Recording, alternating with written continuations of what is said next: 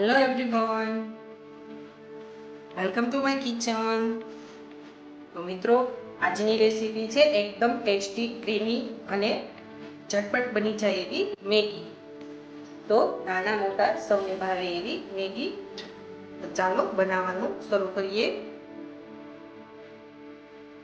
છે મેગી. તો તમે અહીંયા જોઈ શકો છો કે મેં અહીંયા મેગી લીધેલી છે. મેં અહીંયા 2 પેકેટ લીધેલા છે. તમારે જેટલા લેવા હોય એટલા તમે યુઝ કરી શકો છો. અને અહીંયા મેં તેના માટેની સામગ્રીમાં મેં અહીંયા એક નંગ જેટલો કાંદો લીધેલો છે. તેને પણ આ રીતના મેં કટિંગ કરી લીધો છે. વટાણા લીધેલા છે. લીલું મરચું લીધેલું છે. એક નંગ ગાજર લીધેલું છે. એક નંગ તેને પણ મેં આ રીતના પીસ કરી લીધા છે નાના નાના. અહીંયા એક નાની વાટકી ધાણા લીધેલા છે. 1 ટેબલ સ્પૂન જેટલો લીંબુનો રસ લીધેલો છે. તો ચાલો બનાવવાનું શરૂ કરીએ. તો પેન મૂકીશું. હવે 2 ટેબલ સ્પૂન જેટલું તેલ એડ કરી દઈશું. 1 ટેબલ સ્પૂન જેટલું બટર એડ કરી દઈશું. બટર તમારે યુઝ કરવો હોય તો તમે કરી શકો છો, તે બિલકુલ ઓપ્શનલ છે. 1 ટેબલ સ્પૂન જેટલો હળદર પાવડર એડ કરી દઈશું. હવે જે આપણે કાંદા લીધેલા છે તે એડ કરી દઈશું. હવે તેને આ રીતના મિક્સ કરી દઈશું.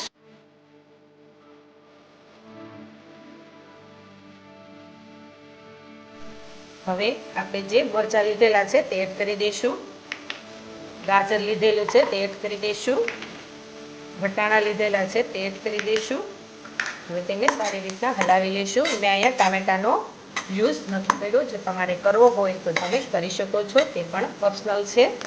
અને ગેસની ફ્લેમ છે તે આપણે લો જ રાખીશું અને આ રીતના મિક્સ કરી લઈશું. હવે તેને 2 મિનિટ સુધી આપણે રહેવા દેવાનું છે, જેથી કરીને આપણું જે અંદરના વેજીટેબલ છે તે બધા સરસ મજાના ફ્રાય થઈ જાય. તેની ઉપર આપણે ઢાંકણ ઢાંકી દઈશું. 1-2 મિનિટ થઈ ગઈ છે તો ઢાંકણ લઈ લઈશું. હવે તેમાં લીંબુનો રસ એડ કરી દઈશું. સ્વાદ અનુસાર મીઠું એડ કરી દઈશું. હવે તેને મિક્સ કરી લઈશું.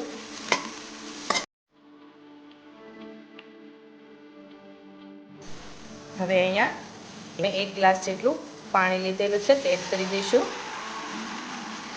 તેને આ રીતના મિક્સ કરી લઈશું.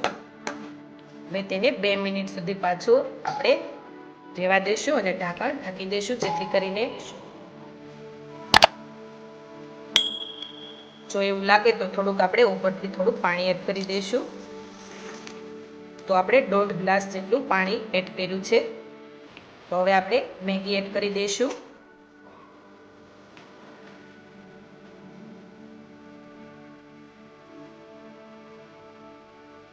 હવે તેને આ રીતના હલાવી લઈશું.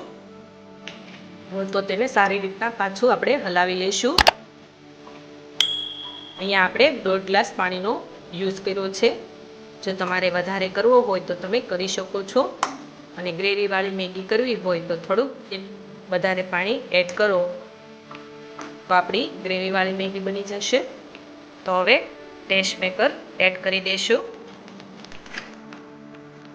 તો હવે તેને સારી રીતના હલાવી લઈશું.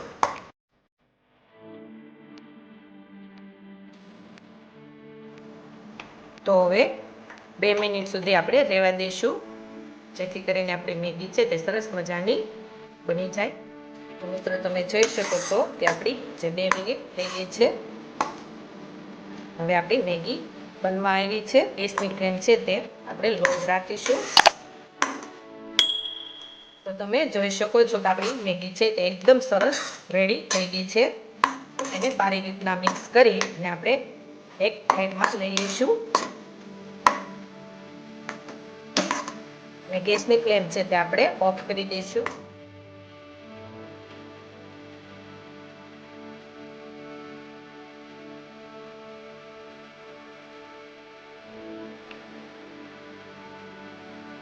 તો મિત્રો, તમે જોઈ શકો છો કે આપણી મેગી છે તે એકદમ સરસ એવી બનીને રેડી થઈ ગઈ છે. તો તેમાં હવે આપણે ઉપરથી ધાણા એડ કરી દઈશું.